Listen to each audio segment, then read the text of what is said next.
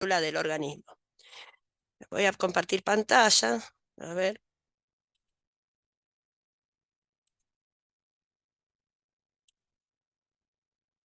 Bueno. Genética y función celular. Para empezar a hablar de la genética, tenemos que conocer cómo está estructurado el núcleo de la célula, ¿sí? Acá tienen una imagen donde vemos todo el núcleo. En su interior está la cromatina, el nucleolo. Está envuelto en una doble membrana que se llama carioteca, ¿eh? Es doble, son dos membranas. Y estas membranas, la externa, se continúa y forma el retículo endoplasmático rugoso, ¿eh? A la vez, en toda su superficie, este núcleo tiene poros. Y ahora vamos a ir viendo cada cosa más en detalle. Bueno, la envoltura nuclear está formada por varios componentes, principalmente por dos membranas, les decía yo recién.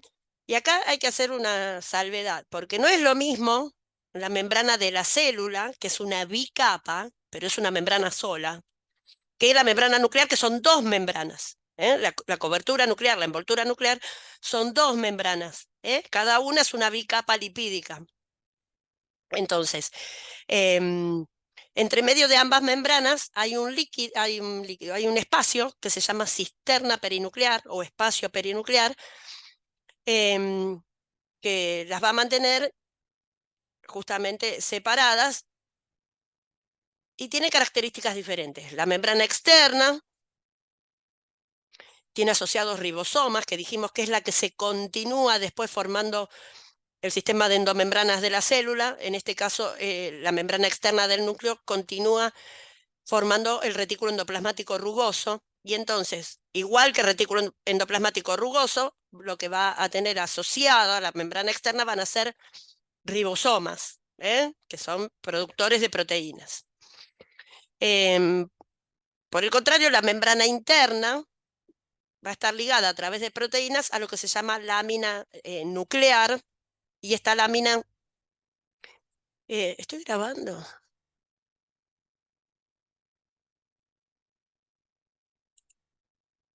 Sí. Y esta lámina, les decía, por ejemplo, es la que mantiene en su lugar a la cromatina. Ahora vamos a ver lo que es la cromatina. Bueno, en algunas partes de toda la superficie nuclear, estas membranas, la externa y la interna, se unen, y dan lugar a lo que se llama complejo del poro. Ahora vamos a ver qué pasa en estos poros.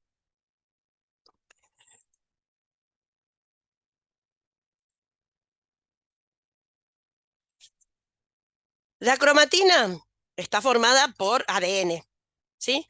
Ahora, el ADN es larguísimo, no puede guardarse estirado, digamos, o descondensado, no puede guardarse en el núcleo celular.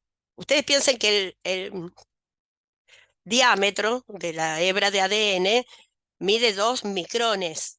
Es muy, muy, muy, muy finito, pero el largo llega casi hasta 2 metros. Entonces, imagínense 2 metros de ADN guardado en una célula que es microscópica.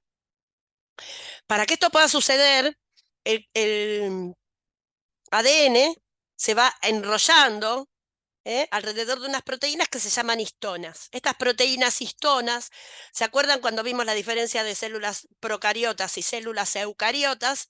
Dijimos que la procariota tenía un ADN, una sola molécula de ADN circular, sin proteínas histonas asociadas, mientras que la eucariota tiene el ADN en una doble cadena asociada a proteínas histonas. ¿Qué significa esto? Que las proteínas histonas van a servir para que el ADN se enrolle alrededor, se van a agrupar de a 4 las proteínas, 4 moléculas de histonas, y alrededor de esas nucleosomas que se llaman, estas formaciones de 4 proteínas, se va a enrollar el ADN, va a quedar así como un collar, como las perlas de un collar. Bueno, no alcanza esto para reducir, digamos, va aumentando su diámetro, pero se va cortando, pero esto todavía no alcanza para que entre dentro del núcleo toda esta cantidad de ADN. Entonces, estos nucleosomas en los que se enrolla el ADN, lo que hace es plegarse en forma de zigzag, aumentando el diámetro de 2 micrones a 30 en este caso, y acortando considerablemente la cadena, pero no es suficiente. Hay un paso más de plegamiento que ya es irregular, no sigue un zigzag o una simetría. Entonces esta fibra de nucleosomas plegaditos en zigzag, como tienen acá, que les estoy mostrando con el mouse, ya acorta esa medida en 10 veces más y aumenta 10 veces más su diámetro. Ahí ya queda una masa donde no podemos distinguir la cadena de ADN ni los cromosomas, es una masa más condensada que ya puede caber adentro del núcleo y se llama cromatina. Bien. Dentro del núcleo hay una zona más intensa, más concentrada, que se llama nucleolo. Esto no tiene una membrana que lo cubre, no es un organelo, sino que se ve más oscuro porque hay más concentración de ADN y hay proteínas, hay concentración de ARN ya sintetizado, y hay subunidades de ribosomas. ¿Qué es esto? Los ribosomas no están armaditos adentro de la célula, están desarmados en dos subunidades, una menor y una mayor, que solamente se juntan al momento de sintetizar proteínas. Ya vamos a ver ahora en un ratito todo este proceso. Entonces, esta parte es una zona del núcleo donde hay mayor concentración de ADN, de las partes del ADN sobre todo que sirven para codificar ARN, de enzimas que van a permitir que se sintetice ese ARN, ARN ya sintetizado, ya listo, y subunidades de ribosomas que están en proceso de síntesis. Quiere decir que cuando vayan a codificar un ARN se van a unir. ¿eh? Bueno, acá tenemos lo que es el complejo del poro. Y es estos espacios que yo les decía que quedan, ven cuando está la membrana externa y la membrana interna, que se fusionan en ciertos lugares de la carioteca, deja estos espacios que tiene algunas proteínas y vellosidades que van a participar en el transporte de sustancias desde el núcleo hacia el exterior, como puede ser ARN mensajero, algunas proteínas y algunos ribosomas, y otras sustancias desde el exterior, desde el citoplasma hacia el interior del núcleo, como puede ser agua, eh, otro tipo de proteínas o enzimas, eh, aminoácidos, ¿sí? Entonces se mantiene un funcionamiento, digamos, lo que garantiza que el núcleo tenga todo lo necesario para cumplir sus funciones que son muy importantes, regula toda la actividad celular y toda la actividad del organismo.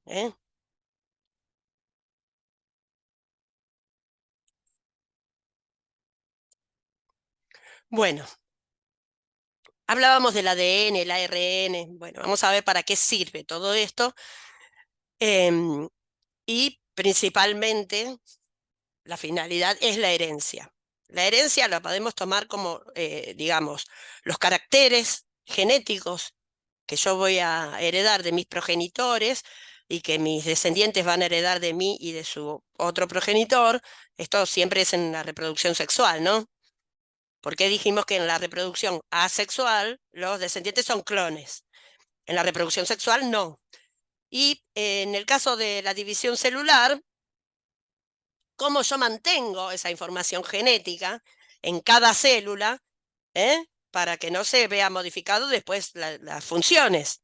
Si yo en una célula modifico la cantidad de genes o la cantidad de cromosomas o lo que fuera dentro de lo que es el ADN o el ARN, voy a dejar de sintetizar algunas proteínas. Esa célula cuando se reproduzca va a producir dos células hijas que no van a ser iguales a ella, porque van a tener información genética modificada y entonces se produce una degeneración que puede terminar en un tumor, en una enfermedad genética, inclusive en la muerte del individuo. Entonces es muy importante heredar de células madres a células hijas esta información genética, replicándola tal cual lo tiene la célula progenitora, y después que esa información sea salvaguardada al momento de la división celular y al momento de la reproducción entre individuos. Ya vamos a ir viendo paso a paso cómo sucede todo esto. Bueno, pero no vamos con el genoma. Vamos a ir con el ADN.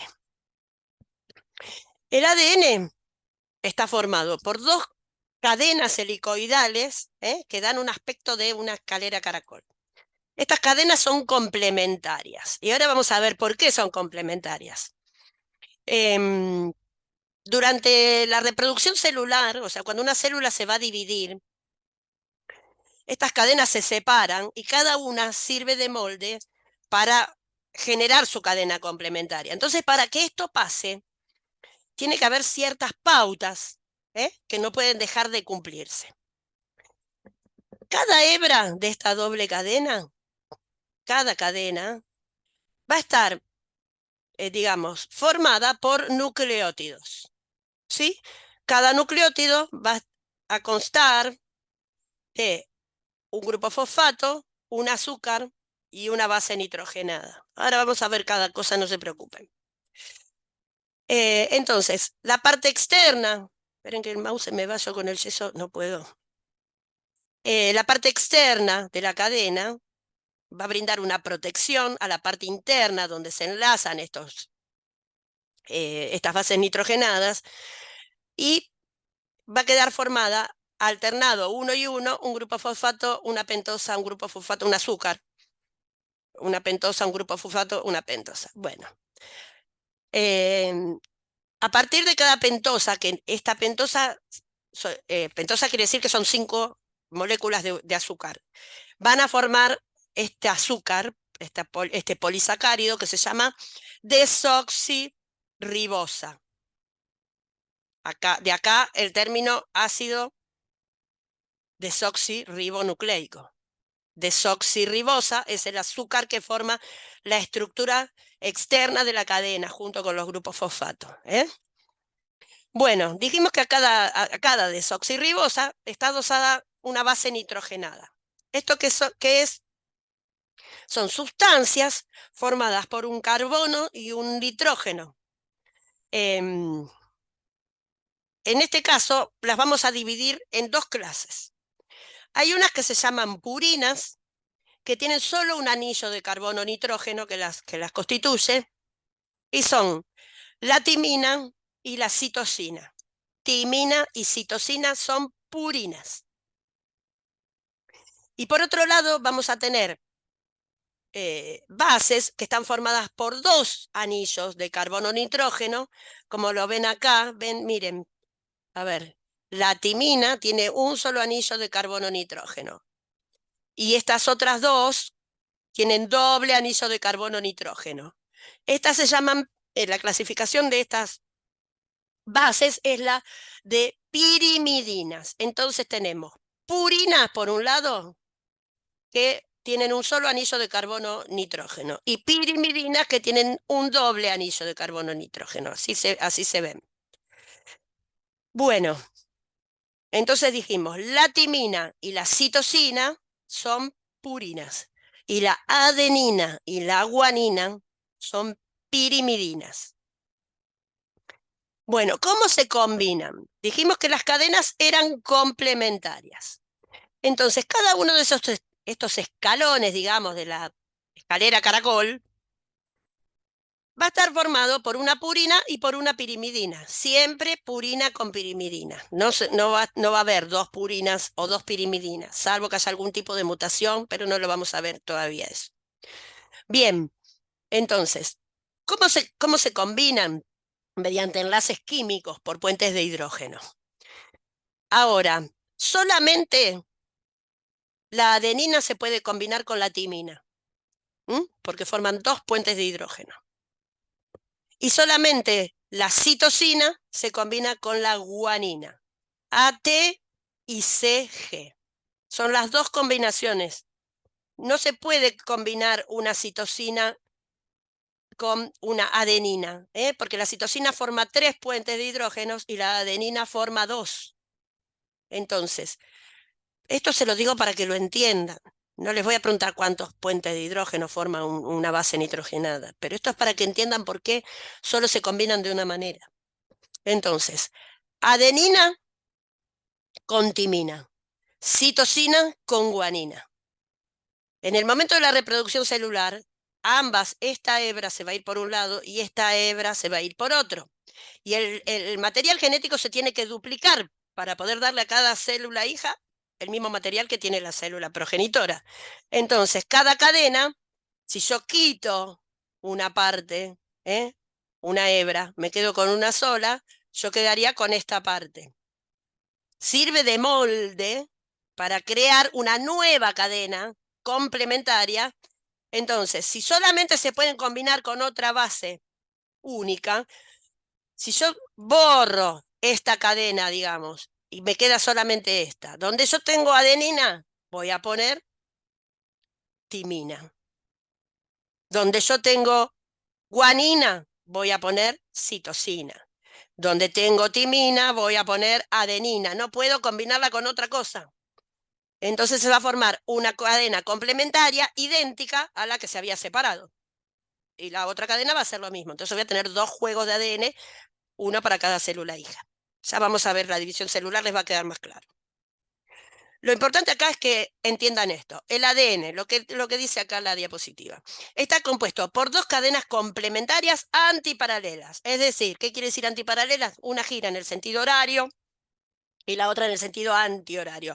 Y están enfrentadas. Así pueden combinarse en su interior las bases nitrogenadas. Cada grupo de un fosfato, una desoxirribosa y una base nitrogenada forma lo que llamamos nucleótidos. Ya lo vamos a ver más adelante por qué son importantes estos nucleótidos. Cada nucleótido se puede combinar solamente con otro nucleótido. En el caso de la adenina, solamente con la timina. En el caso de la citosina, solamente con la guanina. AC, perdón, ATCG.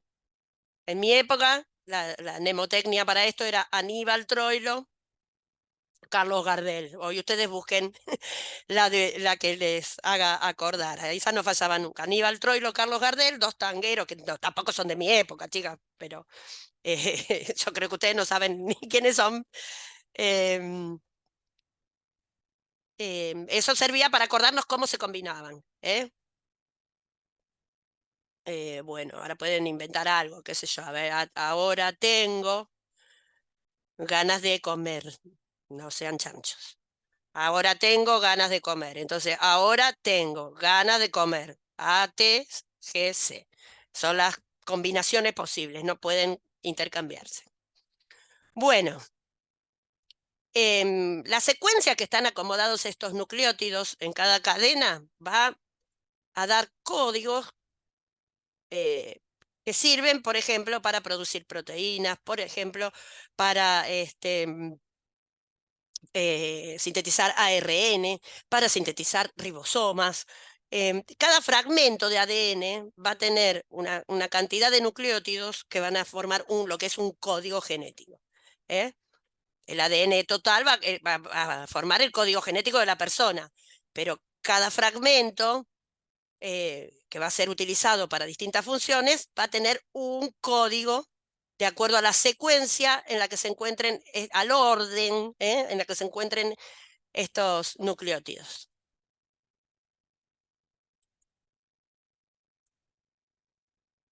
¿Qué pasó?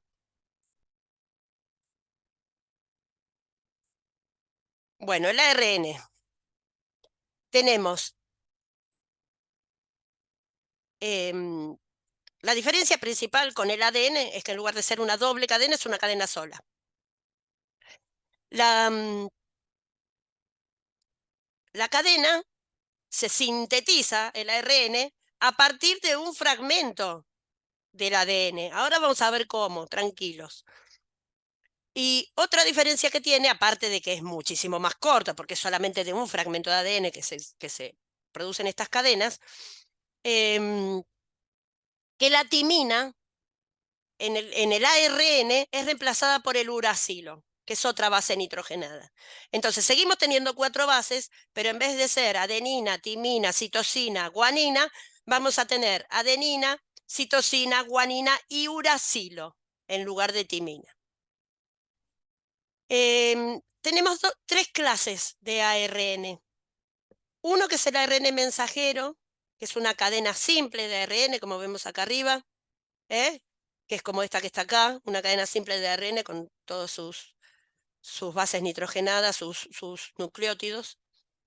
Después tenemos el ARN ribosómico, que es un ARN estructural, el 60% del ribosoma de cada subunidad ribosomal está formado por este tipo de ARN y tiene una función específica que ahora vamos a ver. Y después tenemos el ARN de transferencia, que tiene apariencia de proteína, pero no es, y que es tridimensional, ¿sí? Que también es para cumplir una función específica.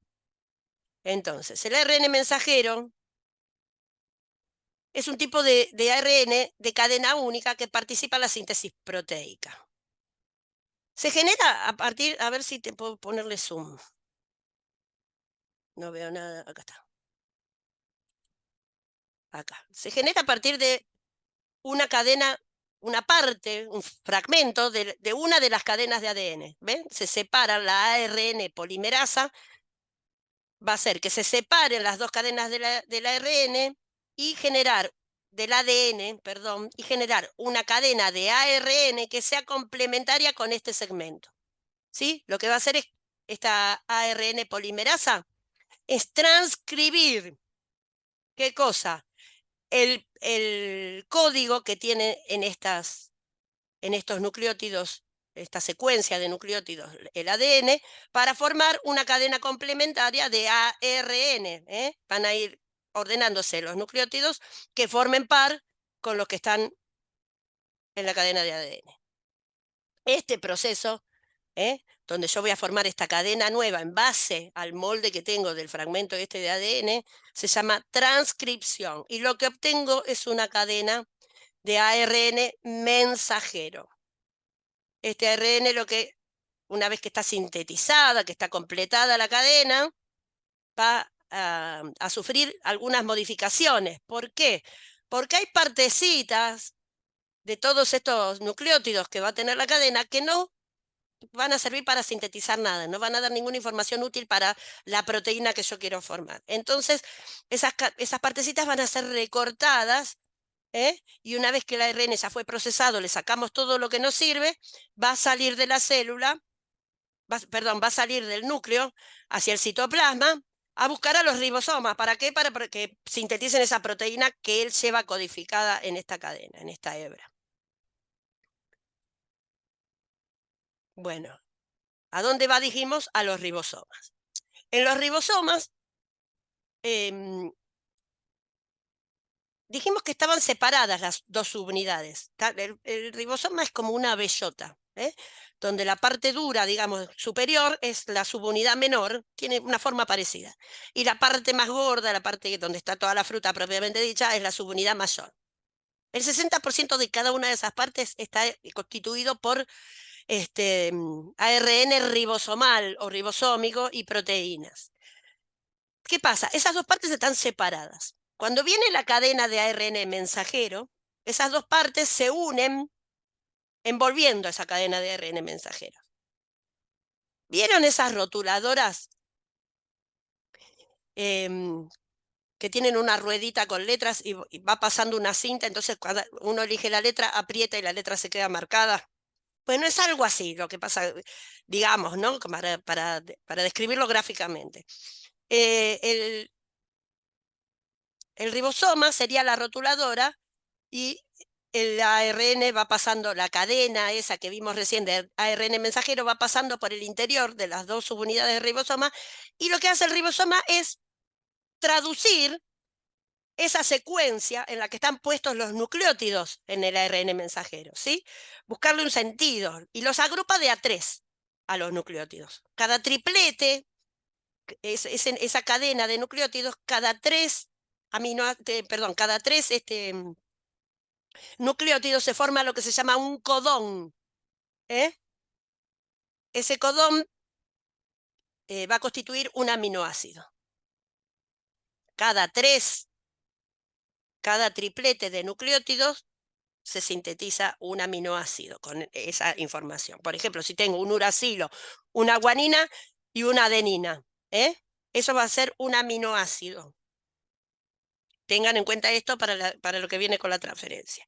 Lo que hace el ribosoma es traducir esa cadena de ARN mensajero que viene con información del núcleo, del ADN que está en el núcleo, en estos codones, darle un orden y va a decidir, va a elegir un codón en el que inicia la síntesis de proteína, toda una serie de codones intermedios y otro codón que va a ser el final.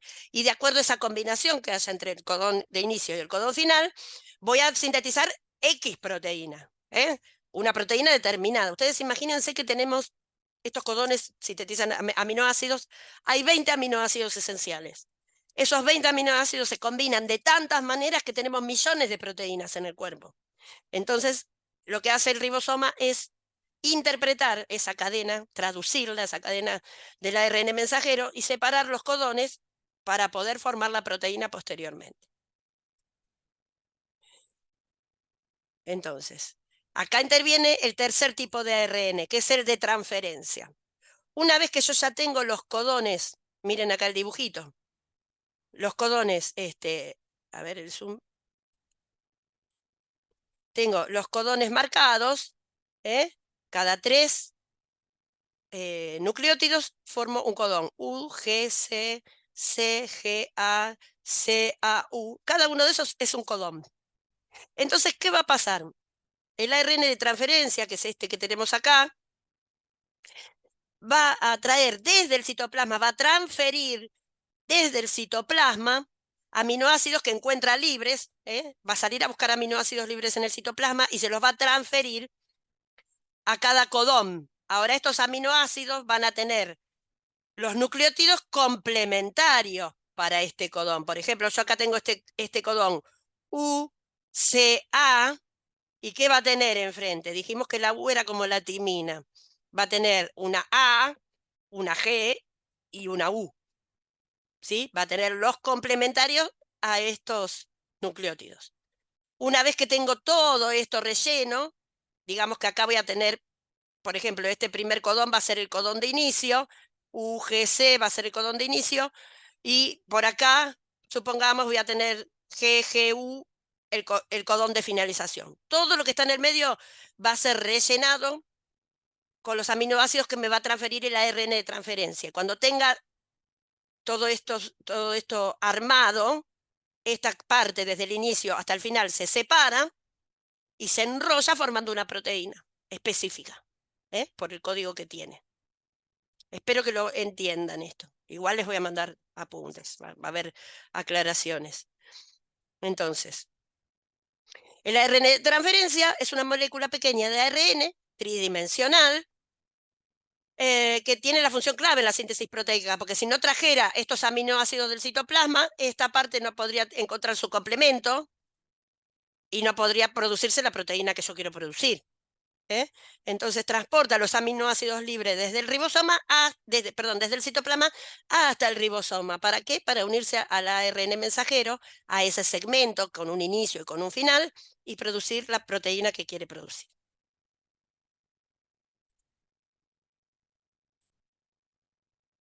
Vamos a ver cómo pasa esto.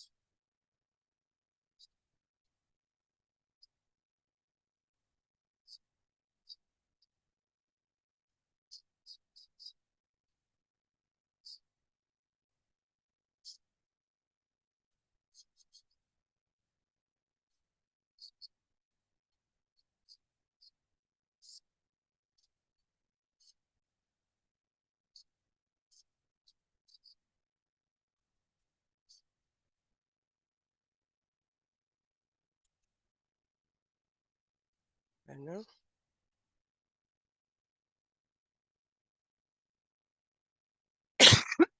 Perdón. Bueno, espero que haya sido aclaratorio. A mí me pareció muy, muy didáctico ese video. Lo explica muy bien y aparte visualmente ayuda. Bueno, entonces dijimos que el ADN está condensado dentro del núcleo, pero no súper condensado. Está enrollado más bien, ¿sí? Ahora, cuando ese enrollamiento es extremo, muy, muy, muy, muy, muy, muy plegado, eso se llama condensación propiamente dicha y permite que podamos ver lo que son los cromosomas. ¿Eh? Cuando esto solamente los podemos ver los cromosomas, o sea, se condensa tanto el ADN que forma estas estructuras que llamamos cromosomas en el momento de la división celular. Después, durante todo el resto de la vida de esa célula, la, el cromosoma va a permanecer, el ADN, perdón, va a permanecer en forma de cromatina. ¿Eh? Entonces, em, esperen, que acá me fui a un gen y yo quiero ir al cromosoma.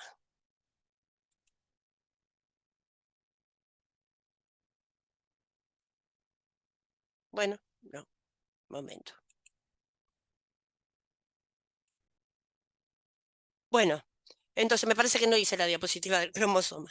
El cromosoma es em, una secuencia de ADN donde va a tener determinados genes, por eso acá después viene gen y genoma, em, que van a representar características específicas para cada función celular, ¿sí? En el caso de la división celular, no, perdón, en el caso de la especie humana, ¿eh? Cada célula tiene 46 cromosomas. Estos cromosomas dijimos que en los organismos que se reproducen por reproducción sexual se encuentran en pares, siempre están en pares. ¿Por qué? Porque, por ejemplo, para el cromosoma número 5, yo voy a tener un cromosoma 5 de mi mamá y un cromosoma 5 de mi papá. ¿Sí? Entonces, siempre están en pares. Estos cromosomas, entonces, en la especie humana tenemos 23 pares de cromosomas. En total son 46, pero están agrupados en pares. Ahora vamos a ver lo que es el genoma. Em, entonces, un cromosoma es la unidad que contiene información genética específica para determinadas funciones. Por ejemplo, voy a tener un cromosoma donde eh, voy a tener un par de cromosomas donde va a estar codificada, por ejemplo, la información para que durante el periodo embrionario se forme el sistema nervioso central, el, la columna vertebral, se formen los órganos digestivos. Bueno, voy a tener toda esa información. Otro cromosoma va a tener la información del color de ojos, el color de pelo. Voy a tener un cromosoma con esa información de mi madre y un cromosoma con esa información de mi padre. En cada célula. ¿Eh? Entonces, los cromosomas son sectores, fragmentos de ADN que tienen información genética específica para determinadas funciones. Ahora, dentro de cada cromosoma va a haber una partecita, ahora sí, una partecita, varias partecitas, pero cada partecita va a ser un gen. Un cromosoma va a tener muchos genes. Un fragmento de ese cromosoma va a ser un gen que va a tener sus nucleótidos codificados de tal manera que van a expresar algo. Por ejemplo, si fuera el color de ojos, este gen podría estar codificado para que los ojos sean marrones, supongamos. ¿Eh? Y a lo mejor el otro cromosoma del otro progenitor va a tener ese mismo gen en el mismo lugar, pero en el otro cromosoma, y que va a tener ojos celestes. Después va a haber uno que será dominante y uno que no. Y el hijo va a nacer con el gen dominante. Ya vamos a ver cómo es el tema de la herencia. Entonces, un cromosoma es un fragmento de ADN. Ese fragmento de ADN, ese cromosoma, va a estar dividido en distintos segmentos que se llaman genes. Esos genes ocupan un lugar específico en el cromosoma. Se llama locus. ¿Mm? El locus es el sitio específico del cromosoma donde se encuentra determinado gen. Entonces, por ejemplo, estoy diciendo, inventando, por ejemplo, para el gen que codifica el color de ojos, va a haber un cromosoma número 8 materno y un cromosoma número 8 paterno, y va a estar en ambos cromosomas ese gen ubicado en el mismo locus, en el mismo lugar, en la misma posición. Bien, seguimos. El genoma va a ser el conjunto de cromosomas determinado para cada especie. En la especie humana, dijimos, tenemos 23 pares. Acá tenemos... Ay, qué difícil es manejar esto. El par número 1, el par número 2, número 3 y así. Se ordenan desde los cromosomas más grandes a los más chiquitos.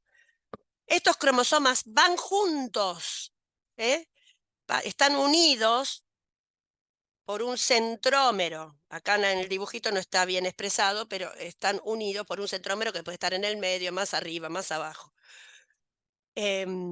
Cada centrómero va a dividir al par de cromosomas en cromátides, los brazos de los cromosomas superiores e inferiores. Acá que está unido, esta es una cromátide y esta es otra cromátide, los cromosomas homólogos. Tienen un apunte que les paso ahora, que tiene todas estas definiciones, como un glosario para que les suenen más familiares. Entonces, acá, por ejemplo, el centrómero, que es el lugar de unión, está más arriba, una cromátide, otra cromátide. Forman este par de cromosomas número 3. Bueno, todas estas líneas de colores que ustedes ven son locus donde tienen determinados genes. El mismo que está en un par va a estar en el otro. Y al fin y al cabo, los únicos cromosomas que no están unidos es el par sexual,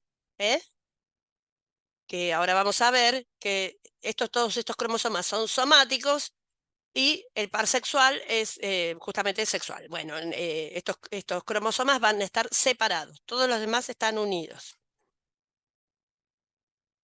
Es el par número 23 siempre en la especie humana, el par sexual. Más adelante, cuando veamos mutaciones, vamos a ver algunos de estos cromosomas. Por ejemplo, en el 21, cuando en vez de 2 cromosomas hay 3, se produce síndrome de Down. ¿Sí? Entonces, este sería el par 21. Cuando en vez de tener estos 2 cromosomas chiquitos, tengo 3, se llama trisonomía del par 21, es la enfermedad que conocemos como síndrome de Down. Y así hay otras mutaciones que vamos a ver en la próxima clase, si Dios quiere, ya presencial. Bien. En el par sexual,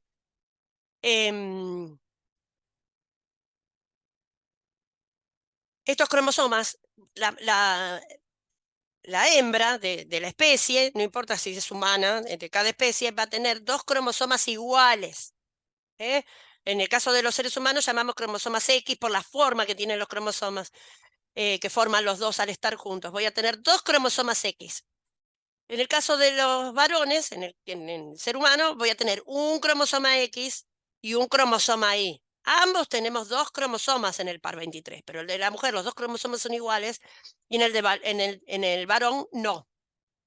Entonces, ¿qué pasa? En la reproducción, cuando se va a formar un embrión, las combinaciones pueden ser este cromosoma X de la mamá con este cromosoma X del papá. Y me va a dar XX, una niña.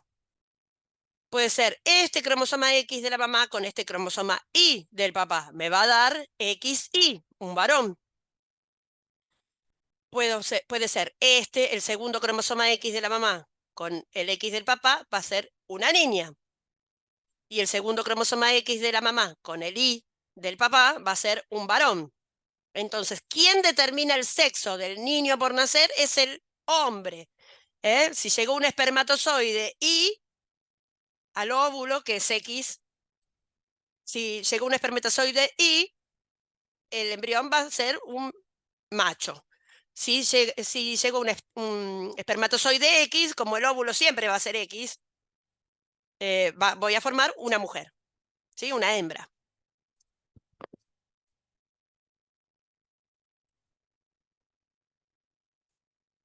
Bueno, ahora, ¿cómo se transmite la información genética eh, de los progenitores a los descendientes? Acá ya no estamos hablando de división celular, sino de organismos, ¿eh? Entonces, Mendel, ¿se acuerdan que anteriormente se los mencioné?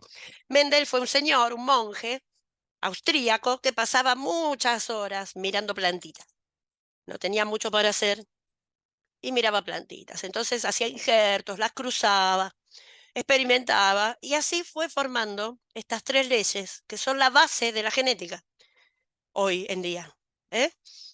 La primera ley, que se llama ley de la uniformidad, dice lo siguiente. Dice que en una primera generación filial, donde se mezclan dos razas puras, todos los hijos van a ser iguales, ¿sí? En este caso, los genes para determinada característica, en este caso va a ser para el color de las arvejitas con las que experimentaba, en este ejemplo, ¿no? Los genes van a ser, son razas puras, dijimos, las dos plantas. Entonces, por ejemplo, la amarilla va a tener el gen de la madre amarillo dominante y el gen del padre amarillo dominante. ¿Sí? Es una, es una planta homocigota, ¿m? Porque tiene ambos genes iguales para esta característica que es el color amarillo. Ambos genes de la madre y del padre son iguales. Homocigota dominante. Siempre el gen dominante lo ponemos en mayúscula. ¿M? Y en el caso de la arveja verde, es homocigota también, porque los dos genes que recibe tanto de la madre como el del padre son recesivos y son los del color verde. Bueno, se juntan estos dos. La primera generación filial, que es esto que tenemos acá abajo, este cuadro se llama cuadro de Punnett, nosotros vamos a hacer ejercicios con esto. Em, la primera generación filial la vamos a obtener así. Voy a cruzar los dos gametos dominantes de un progenitor, A y A, y los dos gametos recesivos del otro progenitor, del verde, A y A minúscula, ¿no? A minúscula y A minúscula. Entonces, cuando yo cruzo un gameto del papá con un gameto de la mamá, voy a tener un gen dominante y un gen recesivo, A mayúscula y A minúscula. Cuando vuelvo a cruzar a un gameto de la mamá con el otro, con el papá, con el otro gameto de la mamá, otra vez voy a tener a un gen dominante con un gen recesivo. Y lo mismo va a pasar abajo. Cruzo el segundo con el primero a siempre se pone adelante en mayúscula. Y el segundo con el segundo voy a tener a. Entonces, como el gen dominante está presente en todos esos hijos, la A mayúscula es el gen dominante, estos hijos van a ser todos amarillos, no va a haber ningún hijo verde en este caso, ¿eh? Porque prevalece el gen dominante para el color de la arveja. ¿Qué quiere decir esto? Que el genotipo va a ser 100%, todos iguales.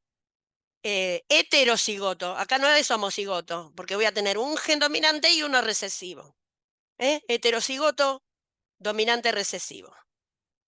Y el fenotipo, que es lo que el genotipo va a ser todos los genes que tengan esos individuos. El fenotipo con F va a ser lo que yo voy a ver, las características que se expresan, lo que se ve.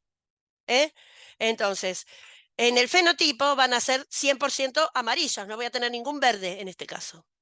Esto es lo que es la ley de uniformidad. Todos los hijos de la primera generación filial de dos progenitores de raza pura es que son los dos genes que tiene para ese carácter, para esa característica, van a ser los dos dominantes o los dos recesivos. Estos son razas puras.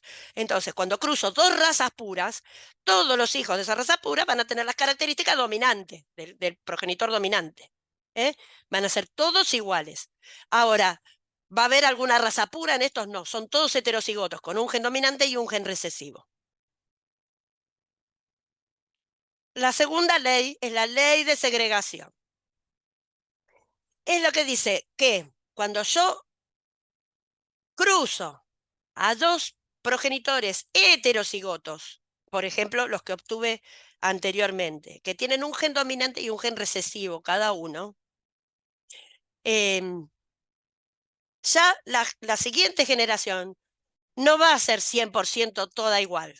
Voy a tener una proporción de 3:1 donde se exprese la característica recesiva. Vamos a ver por qué. Cuando yo hago el cuadrito de Punnett, voy a poner los gametos de la mamá, por ejemplo, que supongamos que la mamá es la primera, dominante recesivo, y los gametos del papá en la otra línea, dominante recesivo. Cuando cruzo el primero de la mamá con el primero de papá, voy a tener dominante-dominante, un hijo homocigoto, raza pura. Cruzo el primero de la mamá con el segundo del papá, voy a tener dominante recesivo, un hijo heterocigoto, no es puro. Cruzo el segundo de la mamá con el primero de papá y voy a tener otra vez un dominante y un recesivo no puro, heterocigoto. Y cuando cruzo el segundo de la mamá con el segundo de papá, acá voy a tener los dos genes recesivos. Es otro individuo de raza pura. Pero ¿qué pasa? Los dos recesivos son verdes. ¿Se acuerdan que la A mayúscula era amarillo, la A minúscula era verde? Entonces, en esta segunda generación, cuando cruzo dos individuos heterocigotos, que tienen genes dominantes y recesivos en ambos casos, voy a tener en una proporción de 3:1 un hijo verde, aunque los dos padres sean amarillos. ¿Se entiende? Espero que se entienda. Igual lo vamos a repasar esto en clase.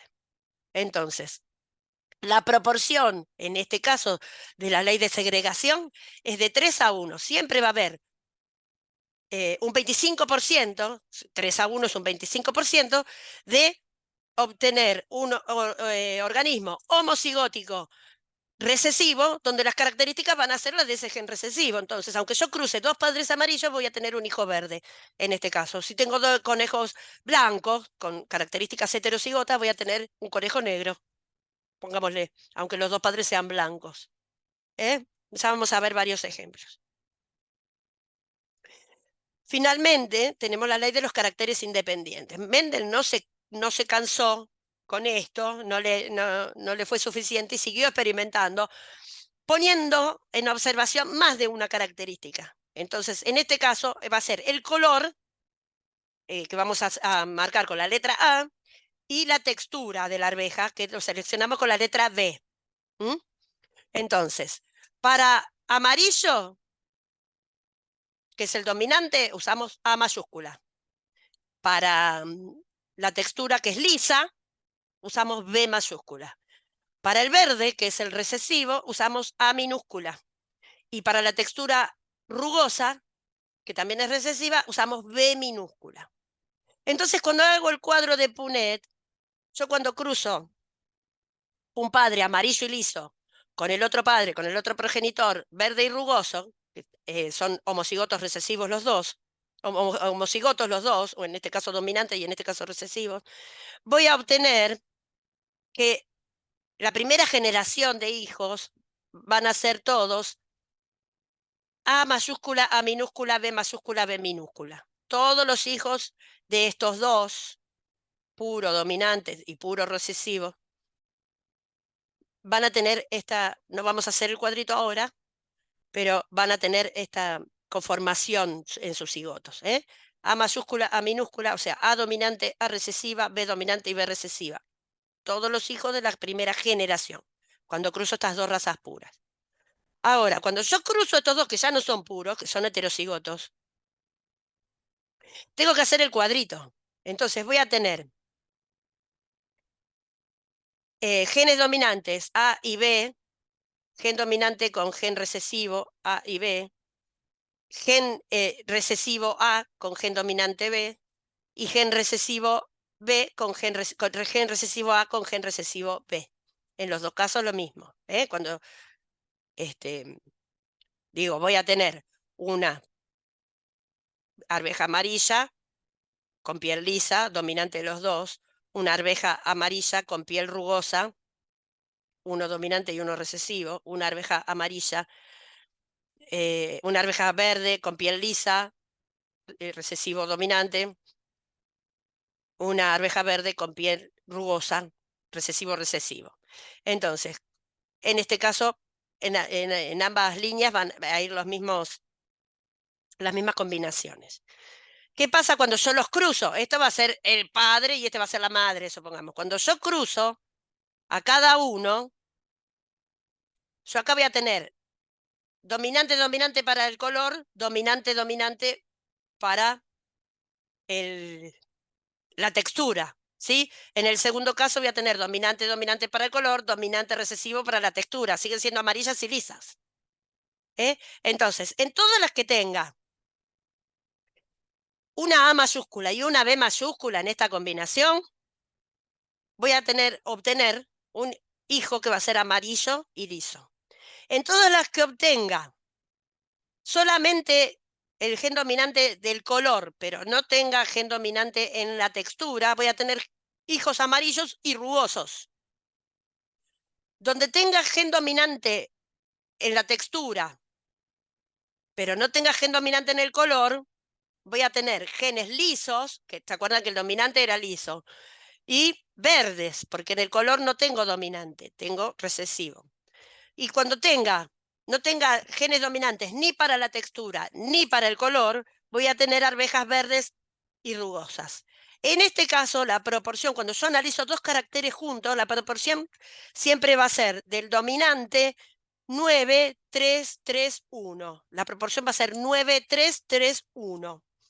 Y en el caso va a ser dominante ambas características, 9. 3 que domina el color, o la primera característica, 3 que domina la segunda característica, y uno solo en la que no domina ninguna y va a ser el que es totalmente diferente al resto de los hijos. Bueno, esto lo que dice es que cada gen se expresa libremente, independientemente de los otros, porque esto que tenemos acá, supongamos que estos dos se crucen y tengan un hijo solo, puede salir con cualquiera de estas combinaciones. No quiere decir que cada vez que yo cruzo estos dos va a tener 16 hijos. ¿Sí? Estas son las probabilidades que estudió Mendel, de que tengan, por ejemplo, si acá fuera cabello lacio y rubio y cabello oscuro y ondulado, en vez de amarillo y liso y verde y rugoso. Entonces, rubio y lacio y castaño y ondulado. La probabilidad de que el chico nazca, en el caso de que estos castaño y ondulado sean los recesivos, que nazca con el pelo castaño y ondulado va a ser 1 entre 16. Que salga con el pelo castaño y lacio va a ser 3 entre 16. Que sea con el pelo rubio y ondulado va a ser 3 entre 16, igual que la otra característica. Ahora que salga rubio con el pelo lacio va a ser de 9. Hay más probabilidades cuando esos genes son los dominantes. Por supuesto que con ver a la mamá y al papá no vamos a saberlo.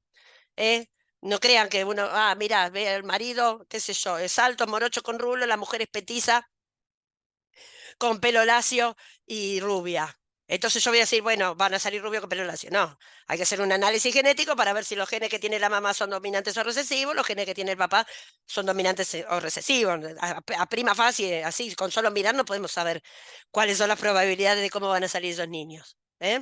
Pero fíjense que en muchos casos donde por ahí el papá, supongamos, tiene ojos azules y ningún hijo nace con ojos azules. Y todos los hijos salen con ojos marrones. O que ambos papás tengan ojos azules y tengan un hijo con ojos marrones. Puede pasar, como la arveja verde que tenía los padres amarillos. ¿Sí? Estos son probabilidades. Bueno, antes de seguir, porque en base a esto de Mendel, tendríamos que continuar con las mutaciones. Pero para ver las mutaciones, yo quiero primero darles el ciclo celular, la reproducción celular. ¿Para qué? Para comprender cómo se duplica el ADN, por qué tengo 23 cromosomas en las células sexuales, tengo 46 en las células somáticas, en todas las demás células. Entonces vemos así digamos, de una manera simple, vamos a tratar de explicar el ciclo celular, la división celular. Bueno, no siempre se divide. El ciclo celular está formado por dos etapas, ¿sí? En todas las células somáticas es una interfase y una mitosis. En todas las células sexuales es una interfase y una meiosis. La diferencia entre mitosis y meiosis es que este proceso se lleva a cabo en dos divisiones, la meiosis, se divide dos veces, obteniendo así 4 células hijas en lugar de 2 y que tienen la mitad de la dotación genética. Esto quiere decir que acá yo voy a tener una división que me va a dar, en mitosis, me va a dar 2 células hijas con igual dotación genética a la célula progenitora, y en la meiosis tengo 2 divisiones que me va a dar 4 células hijas con la mitad de los cromosomas. Si acá tengo 46, mis 2 hijas van a tener 46. Si acá tengo 46, mis 4 hijos van a tener 23. Y ahora vamos a ver cada caso. Bueno, la interfase es la etapa más larga del ciclo celular. Es una etapa donde la célula está creciendo. Ahora vamos a ver los periodos de la interfase, que es casi el 90% de la vida de la célula. De acuerdo al tipo de célula, eso va a durar, en algunos casos va a durar horas, esa interfase, en otros casos va a durar semanas, en otro caso va a durar toda la vida de la célula. Bueno, esta interfase se divide en 3 periodos. Digamos que es el periodo de reposo, no se está dividiendo la célula todavía, pero sí está haciendo cosas para prepararse para la división celular. Entonces, el primer periodo de la interfase es el periodo que se llama G1. Apenas termina la división celular, la celulita hija va a empezar, entra en este periodo G1, va a empezar a producir ARN y proteínas para hacer todo eso que habíamos visto recién del ARN mensajero que va a los ribosomas, el ARN ribosomal lo traduce, llama al ARN de transferencia para que le traiga los aminoácidos y codifica proteína. Entonces va a sintetizar en el núcleo el ARN mensajero y en el citoplasma y especialmente en los ribosomas, proteínas y todo lo que necesite para el funcionamiento de la célula y para su crecimiento. ¿eh? Todas las organelas de la célula en este periodo G1 se duplican. Si tenía un retículo endoplasmático liso, ahora tiene 2. Si tenía un lisosoma, tiene 2. Si tenía 3 mitocondrias, tiene 6. Todo se duplica adentro del citoplasma. Y el crecimiento se debe a que el citoplasma también duplica su volumen. Comienza a crecer. Cuando termina este periodo G1, que es la parte más larga, es casi toda la vida de la célula, o sea, no casi toda la vida, casi toda la parte de la interfase, hay un punto R que se llama punto de restricción o de no retorno. ¿Qué pasa? Si este proceso de crecimiento y de duplicación de organelas y de síntesis de proteínas y de ARN mensajero y todo lo que estaba haciendo la célula hasta ese momento, si continúa, ya no hay vuelta atrás, la célula indefectiblemente se va a dividir. En el caso, por ejemplo, de una neurona que no se va a dividir, queda ahí, estática, en este punto R, toda su vida, con todo el material que tiene en su interior. No duplica el ADN, no sigue adelante con el proceso de división celular. Se queda, digamos, enclavada en ese punto. Llega hasta ahí y toda la vida de la célula, dure lo que dure, va a ser en ese mismo momento, va a quedar estática ahí. Ahora, aquellas que sí se van a dividir, continúan con el segundo periodo, que es el periodo S. En este periodo, la fase S de la interfase, lo que sucede es que se duplica el ADN. Cada hebra del ADN se separa y se replica a sí misma, o sea, crea su hebra complementaria. Entonces voy a tener 2 juegos de ADN. ¿Por qué? Porque tengo que darle la misma cantidad que tiene la célula progenitora, tiene que tener después cada hija. Si yo no lo duplico el ADN, cuando se divide la célula van a tener la mitad. Yo necesito que tengan todo el genoma. Entonces, En lugar de 46, en este momento, cuando termina el periodo S, en lugar de tener 46 cromosomas, voy a tener 92, porque dupliqué. En vez de 23 pares, tengo el doble, tengo 46 pares. ¿Eh? Las proteínas y el ARN se siguen sintetizando todo el tiempo, eso no para nunca. Una vez que en este periodo S duplico el ADN, dijimos, en el primero, periodo G1, crecía la célula, duplicaba todas sus organelas y llegaba al punto R a partir del cual o seguía hacia la división celular o se quedaba ahí en ese punto y continuaba su vida en esa interfase permanente. Ahora, continuó el proceso. Entonces, después de G1 viene el periodo S, que solamente en el periodo S es más cortito, lo que se duplica es el ADN. Todo el material genético de la célula se duplica. Y después viene, cuando termina este periodo S, el periodo G2, que es antes de la mitosis. ¿Y qué pasa? Cuando termina esta duplicación del ADN, el ADN se empieza a condensar y lo que hace es hacer visibles los cromosomas. Ahora vamos a ver por qué. En el momento de la división necesito que esos cromosomas estén condensados. Entonces, interfase, 3 periodos. Periodo G1, que es el de crecimiento y duplicación de las organelas. Periodo S es el más largo. El periodo S es la duplicación del material genético. Y el periodo G2 es la preparación para la división celular. El ADN se condensa y se hacen visibles los cromosomas. Acá tienen, bueno, un grafiquito. G1, crecimiento y duplicación de orgánulas, diferenciación celular. Acá, la diferenciación celular, ¿qué es? Aquellas células que no se van a dividir quedan en G0, dijimos, en ese punto de no retorno, y ya no continúan con toda este proceso de interfase, se quedan ahí. Y las otras que siguen dividiéndose, entonces pasan al periodo S. En el periodo S, que es el periodo de síntesis, es este periodo del medio, se duplica el ADN y los centríolos, que eran, ¿se acuerdan cuando vimos los componentes de la célula? Los centríolos son organelos que están en el citoplasma y que están formados por microtúbulos que después van a ser necesarios en la división celular. Eso también se duplica. Y en el periodo G2, lo que sucede es que la cromatina se recondensa, se hipercondensa y se hacen visibles los cromosomas. Ahora pasamos a la fase M, interfase y fase M. En este caso son células somáticas, es mitosis, no meiosis, mitosis. Bien, la mitosis acá les dice es el proceso por el cual una célula replica sus cromosomas y luego los secreta. ¿Qué es esta secreción? Durante la mitosis, la membrana celular, la cubierta celular de esa carioteca, se desintegra. Entonces no es que los excreta, desaparece la envoltura nuclear, quedan libres en el citoplasma los cromosomas.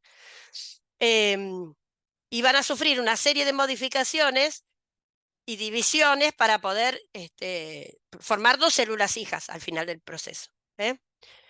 Esta mitosis consta de 4 etapas. Acá dice 5, pero la última es la citocinesis, que es cuando se divide.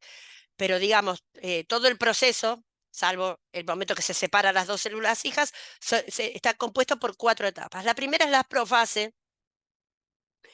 Y acá, esta profase está dividida en 2, profase propiamente dicha y prometafase, pero es una sola etapa. Todo sucede en esta etapa. Lo primero que sucede es que la cromatina se condensa. Esto empieza a pasar en la fase G2 de la interfase, mientras la célula está en reposo. La cromatina se condensa y los centríolos empiezan a migrar hacia los polos celulares, uno hacia un lado y el otro al lugar diametralmente opuesto. Entre estos centriolos, estos microtúbulos que los componen empiezan a unirse, formando esto que se llama uso mitótico. En una segunda etapa de esta profase, esto que decimos promotafase, no me importa que se aprendan este nombre, todo es profase. Se desintegra toda la membrana nuclear, la envoltura nuclear, y los cromosomas quedan libres, y son atrapados por estos microtúbulos del uso cromático, que se forma ya completamente una vez que desaparece la envoltura nuclear, se forma el uso acromático y los cromosomas quedan adheridos a estos filamentos, que no son otra cosa que proteínas. Quedan adheridos a esos filamentos. Entonces, ¿qué pasa en la profase? La cromatina se termina de condensar en forma de cromosomas. Los centriolos que ya se habían duplicado durante la interfase migran hacia los polos y entre los centriolos comienza a formarse el uso acromático que tiene la función después de atrapar esos cromosomas que quedan sueltos en el citoplasma cuando la membrana nuclear se desintegra. Pasa a la segunda fase, metafase. La metafase es una etapa cortita donde estos cromosomas que habían quedado adheridos a los túbulos del uso acromático se alinean en el centro de la célula, que acá dice placa ecuatorial. Es como, vieron el ecuador del globo terráqueo, por eso se llama así, esta zona en el centro celular, donde van a quedar alineados todos los cromosomas, ¿sí? Y van a estar ordenados en una manera. Una cromátide va a estar, digamos, con sus brazos orientados hacia un polo y la cromátide hermana va a estar orientada hacia el otro polo. La tercera fase, anafase, los microtúbulos que forman este uso acromático, que son filamentos de proteína, empiezan a contraerse. El centriolo es como que los tira hacia sí mismo. Entonces, los centrómeros se rompen, los centrómeros que tenían unidos a estos cromosomas se rompen, y cada cromátide va a migrar hacia uno de los polos. Cada cromosoma homólogo va a migrar hacia uno de los polos. ¿Se acuerdan que se habían duplicado primero? Entonces va a ir cada uno hacia... se van a dirigir hacia los polos, hacia los hacia los centríolos. Esa esa etapa da lugar a la telofase, que es la fase final en el proceso de reproducción celular. Entonces, ya las cromátides que están cerquita de los centríolos se empiezan a descondensar. Otra vez dejamos de verle la forma. Se empieza a formar, ¿se acuerdan como al principio les expliqué el ADN que se enrollan en las proteínas histona, forman los nucleosomas, bueno, y se forma esa cromatina que es toda una masa amorfa que no es posible distinguir al microscopio, y se ubica toda esta cromatina que empieza a formarse alrededor de los centríolos. Esa membrana nuclear que se había desintegrado en la profase, en la telofase se vuelve a reintegrar, ahora alrededor de cada grupo de cromosomas, de cromatina. O sea, todo lo que sucedió en la profase, en esta telofase va a suceder lo contrario. En la profase se desintegraba el núcleo, acá se vuelve a reintegrar la membrana del núcleo. La cromatina empezaba a descondensarse, acá se empieza a condensar, perdón, empezaba a condensarse, acá se empieza a descondensar,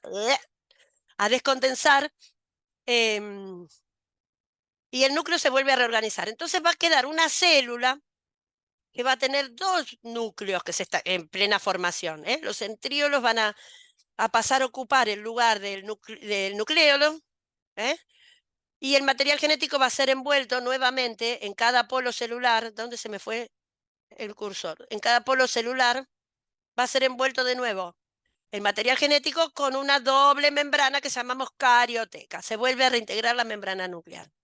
Ustedes fíjense que acá la célula, que era esférica en un comienzo, se ve más oblonga, ¿sí?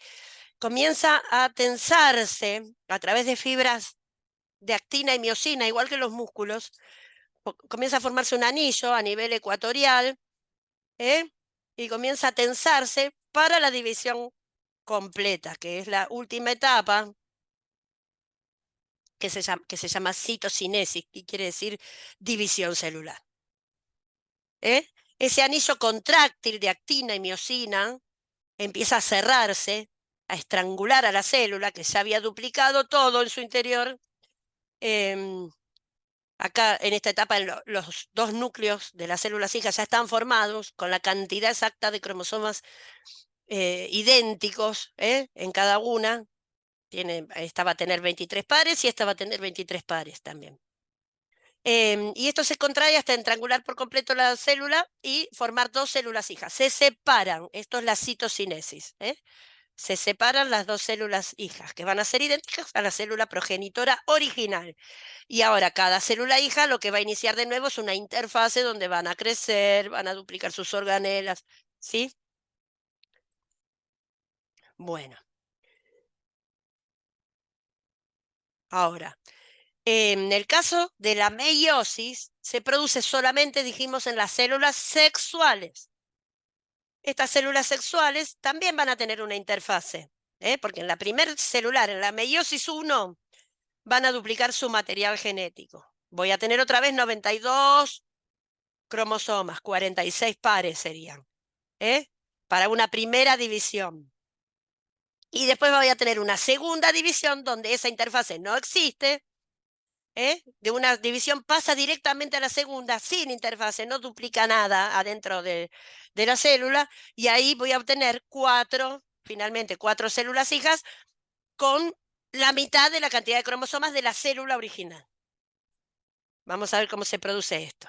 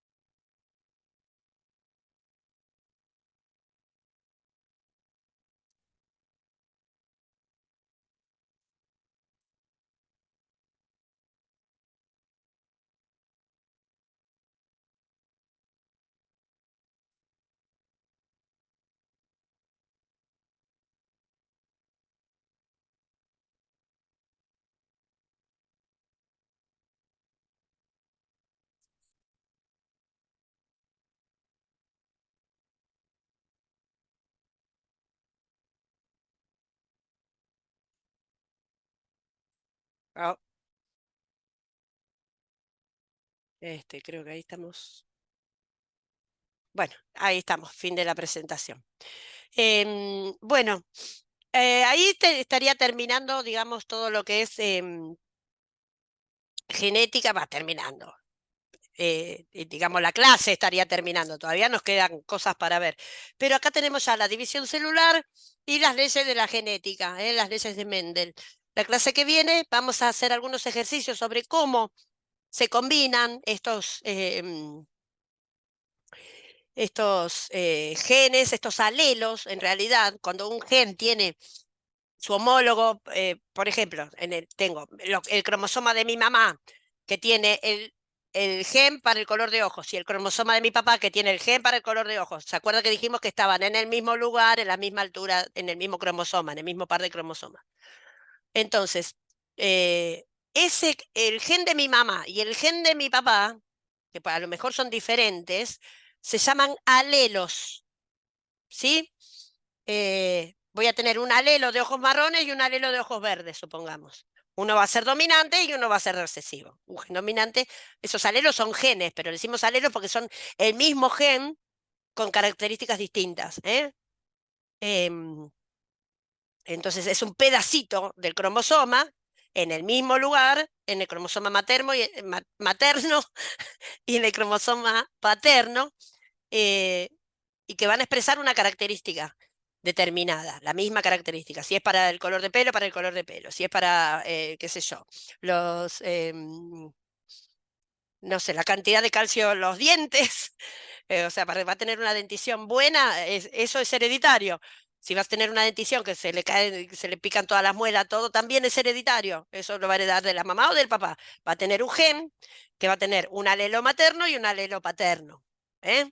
Alelos es el mismo gen que tiene distintas características. O pueden ser iguales, ¿no? En ambos casos.